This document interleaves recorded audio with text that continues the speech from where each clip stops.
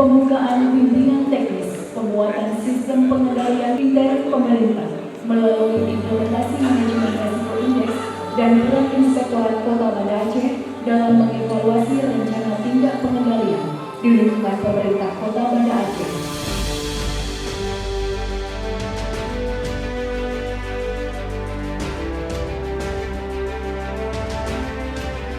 Harapannya dokumen ini membantu mengidentifikasi potensi masalah sejak dini sehingga kita dapat mengambil tindakan preventif.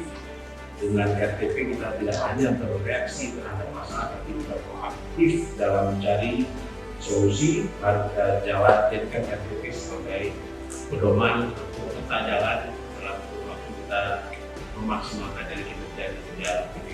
Kegunungan sore bersantai. Sejarah cinta terukir nyata.